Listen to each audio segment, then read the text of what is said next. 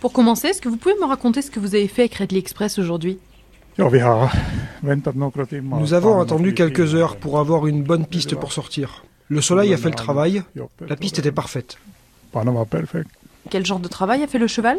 Nous avons fait un échauffement normal, comme nous le faisons d'habitude, avant de faire quelques intervalles en montant. Et comment était-il? Je suis satisfait, il commence à trouver la forme.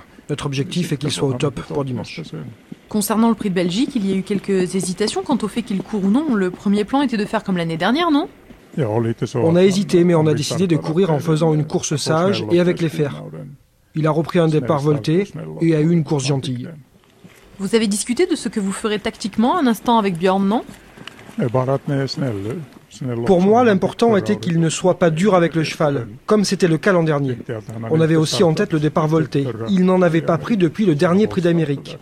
Si la course d'avant était plus longue et avec le départ volté, on n'aurait certainement pas couru le Belgique. Mais on a voulu faire comme l'an dernier. Ça s'était tellement bien passé.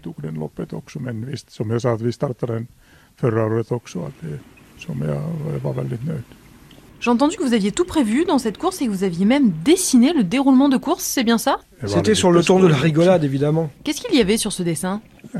C'était une façon de se détendre, on a dessiné les pistes et la tactique qu'on allait emprunter. Et ça s'est bien passé. Et ça s'est passé comme vous l'aviez prévu? Oui, et je pense que Björn est déjà en train d'étudier la prochaine. Est-ce que vous avez changé quelque chose après cette course? Non. Donc tout va comme prévu? Oui, tout va comme prévu. Vous connaissez le cheval par cœur, qu'est-ce que vous cherchez pour ces derniers travaux? Jusque-là, il a surtout fait beaucoup de fond. Maintenant, j'ai envie de sentir qu'il arrive au top de sa forme, qu'il prend un peu de vitesse, qu'il soit vif. Il ne suffira pas de suivre et d'accélérer comme un diesel. Dimanche, il faut qu'il soit une essence, une Ferrari. Nous connaissons peu d'entraîneurs qui savent viser une course comme vous savez le faire à l'écurie. C'est ce que vous faites avec les critériums, les derbies aussi. Et ça marche puisqu'ils gagnent exactement ce que vous avez visé. Alors comment prépare-t-on une seule course? On y pense à longueur de temps à cette course? Il ne suffit pas de se mettre à préparer la course au dernier moment, d'affûter juste avant. Il faut voir sur le long terme, préparer pendant des mois. Il faut avoir le bon cheval, choisir les bonnes courses par rapport aux capacités du cheval. Je ne vais pas chercher à préparer une course qui ne va pas avec sa capacité. Il faut que je sente que le cheval a les moyens de, par exemple, remporter un critérium pour que je commence à le préparer. Il faut avoir plusieurs plans sur le long terme et un peu plus court. Il faut savoir combien de courses, combien de travail le cheval a besoin avant. Il faut qu'il ait appris et qu'il acquiert un peu d'expérience en premier. En Suède, il faut se qualifier pour les belles courses. Il faut être bon dans la qualificative, mais meilleur dans la finale. Il faut être près du meilleur niveau dans la qualificative, mais pas l'atteindre encore. Il faut que le cheval ait envie de courir, qu'il soit heureux, qu'il garde un peu de fraîcheur et qu'il soit bien en forme ensuite.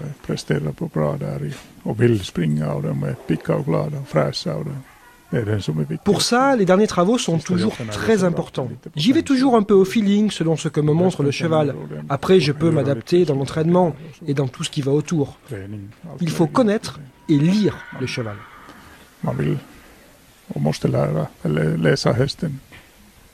Vous trouvez qu'il est différent cette année par rapport à l'année dernière à Vincennes? C'est difficile à dire. Il est le même que ce soit à Vincennes ou à Solvalla.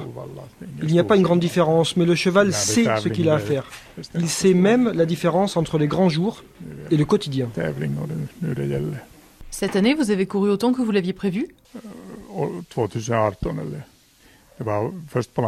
En 2018, c'était d'abord prévu qu'il ne fasse pas la monte, qu'on dispute l'élite Lopette et d'autres belles courses chez nous. Finalement, le propriétaire a voulu qu'il fasse la monte. Je me suis adapté, j'ai refait son programme de course, vu qu'il n'a pas travaillé pendant qu'il a fait la monte, et après, il a mis un peu de temps avant de retrouver la forme.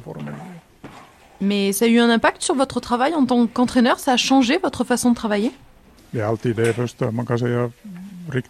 C'est certainement l'un des premiers en Suède qui fait la monte et qui court en même temps, dès la fin de sa saison de 3 ans. Ce n'était pas arrivé avant. Certains ont sailli quelques juments mais n'ont pas fait la saison complète.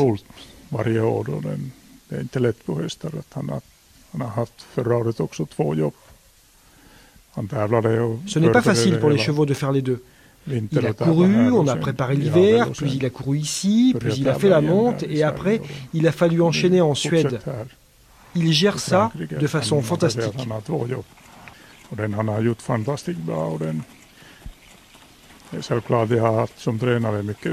C'est un sacré challenge de l'avoir au top à chaque fois. Il faut trouver un bon équilibre.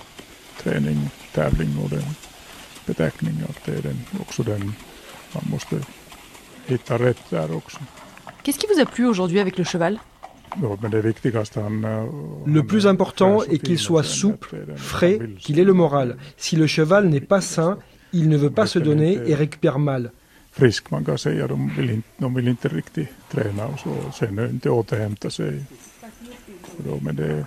Ce n'est pas le cas, alors nous pouvons travailler correctement. Donc tout va bien? Jusque-là, tout va bien, mais il reste encore plusieurs jours. C'est excitant. C'est une semaine passionnante.